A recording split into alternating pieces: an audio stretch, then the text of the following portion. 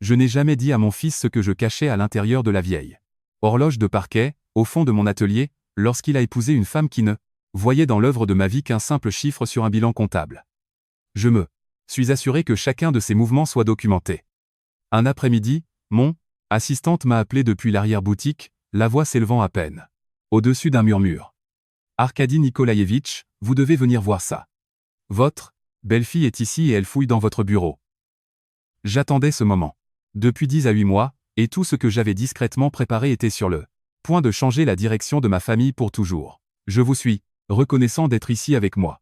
Avant de vous raconter ce qui s'est passé cet après-midi-là, laissez un commentaire avec le mot « protéger » si vous croyez que le véritable amour signifie parfois protéger les personnes qui vous sont chères de la pire version d'elles-mêmes.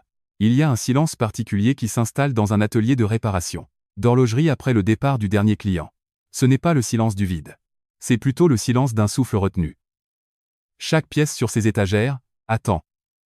Attend les mains de quelqu'un, attend son but. J'ai passé 38 ans à apprendre à entendre la différence entre une horloge qui s'est simplement arrêtée et une qui est en train de mourir. Les sons ne sont pas les mêmes. Mon nom est Arkady Spassky. J'ai 64 ans. Et la plupart des gens à Nijni Novgorod me connaissent comme l'homme de la rue Rojdestvenskaya capable de ramener une pièce d'horlogerie d'entre les morts. Spassky, réparation d'horloges et de montres, occupe cette même vitrine depuis 1989. Le bâtiment lui-même est étroit, avec une façade en briques et une enseigne peinte à la main. Sur la vitre que ma femme a réalisée elle-même l'année de notre ouverture, Marina avait utilisé de la feuille d'or et un pinceau fin qu'elle avait commandé dans un catalogue de fournitures d'art. Elle a passé 3 jours sur ces lettres. Je ne les ai jamais changées. À l'intérieur, les murs contiennent plus que du stock. Ils contiennent de la mémoire. Des montres à gousset au verre fissuré. Des pendules de cheminée au carillon tordu. Des montres bracelets apportées par des petits-enfants, dont les grands-parents sont partis, mais qui veulent que les objets fonctionnent encore. Chaque pièce me dit quelque chose. Chaque engrenage usé, chaque couronne arrachée, chaque ressort trop fatigué pour maintenir la tension. Les gens pensent que je répare des horloges. Ce que je fais en réalité, c'est refuser de laisser le temps s'arrêter pour les choses qui comptent. Mon atelier se trouve à l'arrière de la boutique, séparé de l'avant par un comptoir bas en bois et une porte ornée d'un rideau de perles que Marina avait acheté dans une foire artisanale en 1994. Elle disait que cela donnait du caractère au lieu. Je disais que j'avais l'impression d'entrer dans la tente d'une voyante chaque fois que j'allais travailler. Elle a ri pendant environ une semaine de celle-là. Marina est décédée il y a 8 ans. Un cancer des ovaires, stade 4, découvert en octobre et parti en février. Les 5 mois les plus rapides et les plus dévastateurs de ma vie. Elle avait 57 ans. Elle avait des projets. Pour ses 60 ans. Elle m'a laissé beaucoup de choses en partant. Elle m'a laissé la boutique, le bail, le registre des clients remontant à 2 décennies. Elle m'a laissé son pinceau à feuilles d'or, toujours enveloppé dans un tissu, dans le tiroir du haut de son bureau. Elle m'a laissé notre fils, Lev, qui avait 26 ans à l'époque et commençait déjà à devenir un homme dont elle serait fière. Et elle m'a laissé une horloge, pas n'importe laquelle, une pendule de table, anglaise, vers 1880, avec un boîtier en bois fruitier et un cadran en laiton qui affiche encore chaque heure en chiffres romains, comme le fabricant l'avait prévu. Elle l'avait acheté dans une vente de succession l'année avant de tomber malade. Elle a passé 3 week-ends à la restaurer elle-même, ce qui était inhabituel pour elle. Elle était comptable de métier, pas horlogère. Mais elle voulait apprendre, disait-elle. Elle voulait comprendre ce que j'aimais dans ce travail. 2 jours avant d'entrer à l'hôpital pour la dernière fois, elle a apporté l'horloge de la maison à la boutique et l'a posée sur l'étagère, au-dessus de mon établi. Elle n'a pas expliqué pourquoi. Elle m'a juste regardé, avec ses yeux gris et calmes qu'elle avait et a dit, « Arkady, celle-ci reste ici, et quand le moment viendra, tu sauras quoi en faire. » J'ai pensé qu'elle était confuse. La morphine avait été augmentée. J'ai souri et lui ai dit que je la garderais en sécurité. Je n'ai pas compris ce qu'elle voulait dire pendant très longtemps. Lev était un bon garçon. Je veux le dire clairement, sans réserve, car tout ce qui suit devient compliqué et je ne veux pas que vous perdiez cette vérité au milieu de la complication. C'était un bon garçon qui est devenu un homme bon, honnête, travailleur, le genre de personne qui tient les portes, se souvient des noms et se présente quand on a besoin de lui. Il travaille comme ingénieur en structure pour une entreprise ici à Nijni. Il est méticuleux avec les chiffres, et méticuleux avec les gens, ce qui sont 2 compétences différentes, et il a été béni par les 2. Après la mort de Marina, il venait en voiture tous les dimanches. Nous déjeunions ensemble. Il m'aidait pour les livraisons quand mon dos me faisait souffrir. Il n'a jamais posé de questions sur le testament. Jamais mentionné d'argent. Il était simplement là. Je pensais avoir fait quelque chose de bien. Au printemps, il y a 3 ans, Lev a rencontré une femme nommée Evelina Bain. Lors d'une collecte de fonds professionnels. Elle avait 31 ans, elle, était élégante et travaillait dans le développement immobilier. Lev l'a emmenée à la boutique un samedi d'avril, fier comme seul un nouvel amour peut rendre les jeunes hommes, comme s'ils avaient découvert quelque chose que le reste du monde avait manqué. Elle était séduisante d'une manière délibérée, ce genre de perfection apparente qui demande un réel effort pour paraître naturel. Elle m'a serré la main avec ses 2 mains et a dit que la boutique était absolument charmante. Je l'ai remerciée. J'ai regardé ses yeux parcourir la pièce. Elle ne voyait pas de charme. Elle faisait des calculs. J'ai reconnu ce regard car je l'avais déjà vu auparavant. Les experts en évaluation de succession longs. Les avocats chargés des successions longs. C'est le regard de quelqu'un qui a déjà divisé une pièce en colonnes de chiffres avant même de savoir ce qu'elle contient.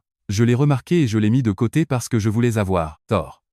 Je voulais être le vieil homme soupçonneux qui avait juste besoin de donner une chance aux gens. Ils se sont fiancés en décembre et se sont mariés le mois de septembre suivant. C'était un beau mariage dans un domaine à l'extérieur de la ville. Lev a pleuré quand il l'a vu descendre l'allée. J'ai pleuré aussi parce que Marina aurait dû être là pour voir ça. Pendant les premiers mois, je me suis dit que j'avais eu tort. Evelina semblait rendre Lev heureux. Elle était organisée, déterminée et sociable de cette manière dont les personnes naturellement timides comme mon fils ont besoin. Elle le poussait comme une partenaire doit le faire. Puis en février, environ 5 mois après le mariage, les choses ont changé. Cela a commencé par des questions, banales au début. Depuis combien de temps possédais-je l'immeuble? Comment évoluait la valeur de l'immobilier sur la rue Rojdestvenskaya? Avais-je examiné des programmes de retraite pour les propriétaires de petites entreprises? Elle demandait comme demandent les gens, qui connaissent déjà les réponses et testent pour voir ce que vous allez révéler. J'ai répondu prudemment. J'ai dit que l'immeuble nous avait bien servi. J'ai dit que je n'avais pas beaucoup pensé à vendre. J'ai dit que Marina et moi avions toujours prévu de transmettre l'entreprise à Lev un jour s'il le voulait. Evelina a souri. Bien sûr, a-t-elle dit, c'est tellement charmant. Le mot charmant, lorsqu'il est utilisé pour décrire un projet de 38 ans, n'est pas un compliment. En mars, Lev a commencé à paraître différent lors de nos dimanches matins. Plus silencieux, un peu distrait. Il regardait son téléphone plus qu'avant. Une fois, je lui ai demandé si tout allait bien et il a dit oui, juste fatigué. La deuxième fois que j'ai posé la question, 2 semaines plus tard, il a dit qu'Evelina pensait qu'ils travaillaient trop et qu'elle voulait qu'ils utilisent leur week-end de manière plus intentionnelle. Plus intentionnelle? Ai-je dit. Tu sais, a-t-il répondu, sans croiser mon regard, comme planifié. Des choses, des activités, profiter au maximum du temps libre. J'ai compris ce qu'il ne disait pas. Elle l'attirait plus près d'elle et l'éloignait de moi, dimanche après dimanche. Les visites sont devenues moins fréquentes. Puis elles sont devenues occasionnelles. Puis elles se sont arrêtées complètement, remplacées par des SMS, ce qui n'est pas la même chose. Et nous le savions tous, les deux. En avril, mon assistante, une femme nommée Tamara qui travaille au comptoir, depuis 11 ans, m'a pris à part un mardi après-midi. Arkady Nikolaïevitch, a-t-elle dit, ce qui est sa façon de s'adresser à moi quand quelque chose est sérieux. Votre belle-fille est venue hier pendant que vous étiez chez le fournisseur de pièces. Je lui ai dit que vous n'étiez pas là. Elle a dit qu'elle voulait juste regarder autour d'elle par nostalgie. Tamara a fait une pause. Elle est allée dans l'arrière-boutique. Combien de temps est-elle restée là, bas? Environ 12 minutes. Je suis allé à l'arrière. Rien ne semblait déranger. Mais je connais cette boutique comme mes propres mains. La boîte de factures était légèrement décentrée. Le tiroir des dossiers était sorti d'un demi-centimètre de plus que d'habitude. Quelqu'un avait fouillé dans les papiers. Je n'ai rien dit à Lev. Pas encore. Je n'en avais pas assez. Ce que j'ai fait la semaine suivante, c'est appeler un détective privé. Son nom est Grigory, ancien officier de police, travaillant désormais de manière indépendante. Un client me l'avait recommandé, 2 ans auparavant, et j'avais gardé sa carte à la fin de mon registre. Je l'ai appelé un mercredi après-midi, et lui ai demandé de me rencontrer à la boutique. Après la fermeture, Grigory est méthodique et discret. Il s'est assis en face de mon établi, a écouté sans m'interrompre, et a posé exactement 4 questions quand j'ai eu fini. Quelle était l'adresse exacte de la propriété? Mon fils avait-il un accès indépendant à mes comptes financiers? Evelina avait-elle fait des demandes directes concernant le testament? Et avais-je une représentation juridique? J'ai répondu, l'adresse de la boutique. Non, pas encore directement. Et oui, Vitali Arkadievitch, mon avocat depuis 10 à 9 ans. Grigory a dit qu'il commencerait la surveillance le lundi suivant. La même semaine, j'ai appelé Vitali et lui ai dit ce que j'avais remarqué. Il a mis à Jour mon testament le mois même et à restructurer le trust de sorte que la propriété et les comptes soient transmis sous condition, et non automatiquement. Il m'a également suggéré de commencer à tenir un registre écrit de chaque conversation inhabituelle. J'ai acheté un petit carnet vert foncé et j'ai daté la première entrée du 14 avril. J'ai tenu un registre chaque semaine, depuis lors. Ce que Grigory a trouvé au cours des 2 mois suivants n'était pas surprenant, mais c'était assez précis pour être utile. Evelina avait rencontré 3 fois une avocate spécialisée en immobilier nommée Paulina, qui s'occupait de transactions immobilières commerciales. Les réunions avaient eu lieu dans un café du centre-ville, et non dans un cabinet juridique, ce qui suggérait qu'elle était prudente. Grigory a également documenté 2 appels téléphoniques, au cours desquels Evelina a été entendue discutant de la propriété de la rue Roedesvenskaya et du calendrier de la succession. En juin, j'ai vu le commentaire sur le calendrier, par moi-même. J'étais allé chez Lev et Evelina à l'improviste. Je suis arrivé 40 minutes à l'avance. Pour un barbecue. Lev était dans l'arrière-cour. Je suis passé par la porte latérale et j'ai entendu Evelina à l'intérieur, au téléphone, à travers la fenêtre de la cuisine. Je ne sais pas combien de temps nous allons encore attendre, Paulina. Il a 64 ans, il prend des médicaments pour la tension et il travaille seul dans un sous-sol toute la journée. Je ne suis pas morbide. Je suis réaliste. À un moment donné, cette propriété devient une décision. Lev est conscient que nous devons penser à l'avenir. Il a juste besoin de plus de temps pour se faire à l'idée. Je suis resté là pendant 30 secondes, puis je suis retourné à ma voiture et j'ai appelé Grigory. Je lui ai donné le nom de Paulina. Il a trouvé de la documentation en moins de 2 semaines. Une proposition préliminaire pour la vente de l'immeuble de la rue Rojdestvenskaya, conditionnée par un changement de propriétaire, nommant Evelina Spaskaya, Bain, comme contact de transition. Le nom de mon fils ne figurait pas dessus. La nuit où j'ai lu cette proposition, je suis resté assis à l'arrière de ma boutique pendant 3 heures, lumières éteintes. Je pensais à Marina à ce qu'elle savait et quand elle l'avait su. J'ai regardé cette pendule de table qu'elle avait posée au-dessus de mon établi. J'ai ouvert le boîtier. Le mouvement était propre, mais le fond du boîtier avait un double fond. Marina l'avait créé elle-même avec un morceau de plaquage de noyer ajusté et 2 petits clips en laiton. À l'intérieur, scellé dans une pochette en plastique, trouvait une lettre de la main de Marina. Elle avait vu les premiers signes de l'ambition d'Evelina lors du dîner de fiançailles. Elle avait fait ses propres recherches discrètes, parlé à des gens, et était inquiète. Elle avait laissé une documentation de ses propres découvertes, des numéros de compte, un nom, une transaction immobilière datant de 4 ans auparavant dans laquelle Evelina avait été impliquée dans un litige juridique concernant l'accès à une succession. Elle écrivait « Arkady, tu répares les choses cassées. Mais certaines choses ne sont pas encore cassées. Elles sont juste en train de mal tourner. Surveille les signes. Protège ce que nous avons construit. Et quand le moment viendra, tu sauras quoi faire. » Marina s'était préparée 8 ans avant même que j'en ai besoin. J'ai ajouté ces preuves aux miennes. Les mois qui suivirent furent une étude de patience. J'observais Evelina comme j'observe une horloge avec un défaut intermittent. Elle plantait des idées dans la tête de Lev que j'étais contrôlant, qu'il ne pouvait pas être à la hauteur de la mémoire de sa mère. J'ai tout documenté dans le carnet vert. En septembre, 14 mois après le mariage, Lev m'a appelé. Papa, je pense que nous devrions parler de la boutique. Evelina pense qu'il est être temps de commencer à réfléchir à ta retraite. Elle dit que la boutique est un actif que nous n'utilisons pas. Je lui ai dit, arrête, ne dis pas ce qu'elle t'a dit de dire. Parle-moi. Il m'a regardé, incertain et honteux. Papa, je ne veux pas perdre la boutique. C'est juste que elle présente les choses de manière si raisonnable. Je lui ai dit de me donner encore 3 semaines et de me faire confiance. Ces 3 semaines furent le moment où tout s'est mis en place. Grigory a obtenu un appel enregistré où Evelina discutait de la vente et mentionnait qu'elle suivait mon état de santé via un contact dans mon bureau d'assurance. C'était une preuve exploitable. Une dernière pièce est venue de Tamara. Evelina était venue pendant mon absence, était allée aux toilettes à l'arrière et y était restée 14 minutes. J'avais installé une caméra. Les images la montraient, en train de photographier mes dossiers d'assurance. Elle a même pris la pendule de table mais n'a pas trouvé le compartiment secret. J'ai appelé Lev et je les ai invités à un dîner dans un restaurant panoramique. Sur un toit.